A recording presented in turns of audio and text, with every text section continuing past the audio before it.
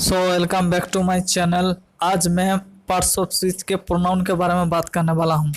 तो प्रोनाउन क्या होता है, सेंटेंस में इसका क्या काम रहता है। A pronoun is used in place of a noun to avoid repetition.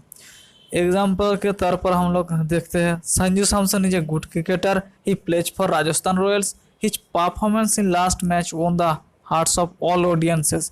यहाँ पर सिर्फ एक बार ही संजू सैमसन का यूज हुआ है, लेकिन सेकंड सेंटेंस में ही और थर्ड सेंटेंस में हिज का यूज हुआ है, क्योंकि बार बार नाउन को हम लोग यूज करते तो सेंटेंस को सुनने में बुरा लगता है। इसलिए सेंटेंस का सौंदर्य को कायम रखने के लिए हम लोग प्रोनाउन का यूज करते हैं।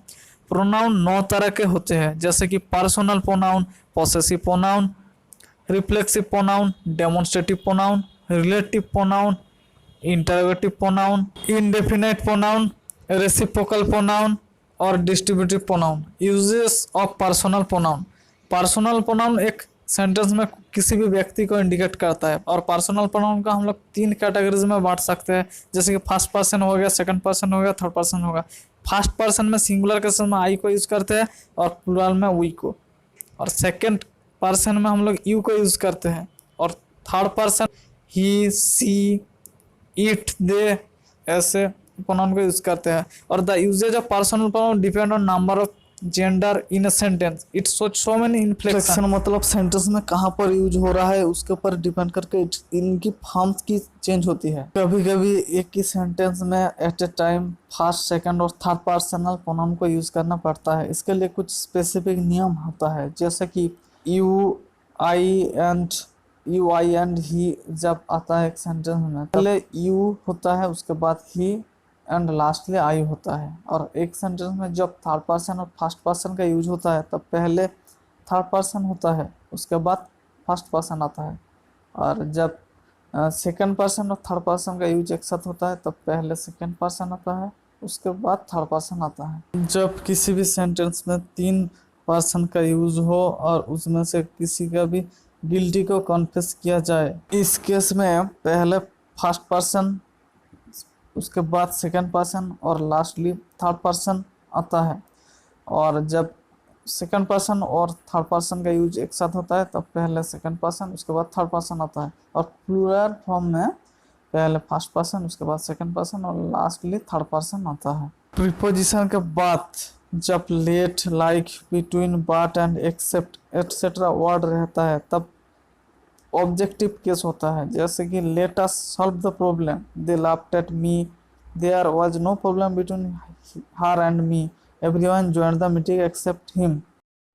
2 सब्जेक्ट के बीच में जब तुलना होता है तब पर्सनल प्रोनाउन का यूज होता है, जैसे कि he is as fast as I run faster than ही।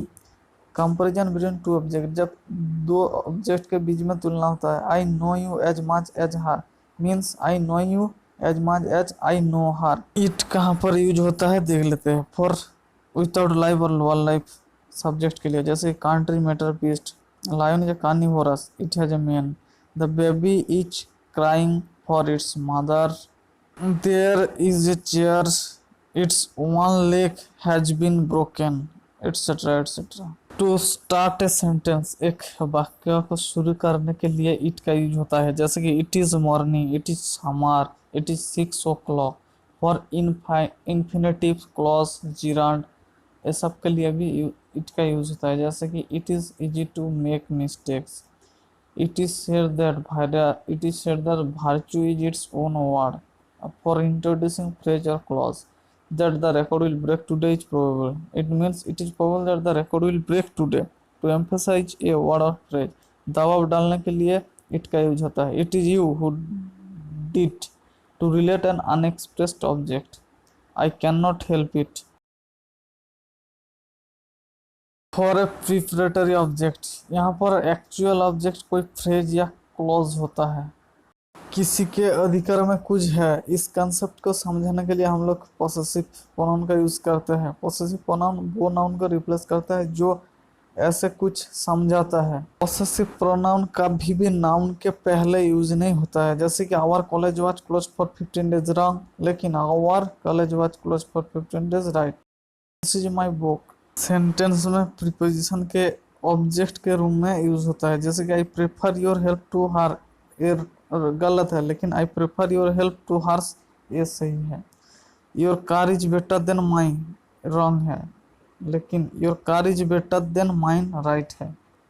कभी कभी वर्ब के सब्जेक्ट के रूप में यूज होता है, जैसे कि your is a new bike, hers is a beautiful house. और कभी कभी वर्ब के ऑब्जेक्ट के रूप में भी यूज होता है, जैसे कि he has lost my keys as well as yours, save your time and mind too. Gerund के पहले पॉसेसिव प्रोनाउन का यूज नहीं होता है, लेकिन पॉसेसिव एडजेक्टिव यूज होता है। She was not confident of her doing well in the match with separation leave excuse mention report pardon sight favour. इस वर्ड के साथ पॉसेसिव केसेस नहीं यूज होता है। Need your favour from you, ना कि यहाँ पर नहीं होता है I need your favours. Difference between its and it's, its एक third person singular possessive determiner है, इसके साथ एपोस्ट्रोफी का यूज नहीं होता है। और इट इज ओनली एवर एक कॉन्ट्रैक्शन ऑफ इट इज, जो कि इट इज का एक संक्षिप्त रूप है। जब रिफ्लेक्सिव प्रोनाउन यूज होता है तब वर्ब का सब्जेक्ट और ऑब्जेक्ट सेम होता है। रिफ्लेक्सिव प्रोनाउन कैसे हम लोग तैयार करते हैं कि वर्ड के अंत में हम लोग सेल्फ और सेल्फ्स को यूज करते हैं। They can also be used in other situation to add emphasis. दबाव डालने के लिए भी रिफ्लेक्सिव प्रोनाउन का यूज होता है, जैसे कि ही काट हिमसेल्फ व्हाइल काटिंग वाटरमेलन। यहाँ पर ही और हिमसेल्फ सेमी पर्सन को दिखा रहा है। यूज ऑफ रिफ्लेक्सिव प्रोनाउन, दबाव डालने के लिए सेंटेंस में रिफ्लेक्सिव प्रोनाउन का यूज होता है। The board members themselves will be at the meeting today. Board member खुद ही आएगा मीटिंग पर। The meal itself was not very good but it was a great evening. कुछ वर्ब का रिफ्लेक्सिव प्रोनाउन यूज नहीं होता है। He shaves every morning, he shaves himself नहीं होगा। He did he hide in the room. Collocation क्या होता है? कोलोकेशन कुछ स्पेसिफिक वर्ड होता है जब एक साथ वो यूज होते हैं। और रिफ्लेक्सिव कोलोकेशन में वर्ब, उसके बाद रिफ्लेक्सिव प्रोनाउन, उसके बाद प्रीपोजिशन होता है। She still has to familiarise herself with the company policy. He was sitting by himself in the park. यहाँ पर कोलोकेशन के साथ रिफ्लेक्सिव का यूज हुआ है। Remember to behave yourself when you are in public. Are you leaving early today, enjoy yourself. Video जरा सा भी पसंद में आया तो चैनल को सब्सक्राइब कर लेना, एक लाइक कर देना और बेल आइकन को प्रेस करके ऑल नोटिफिकेशन को ऑन कर लेना। जय हिंद, जय जवान, जय किसान।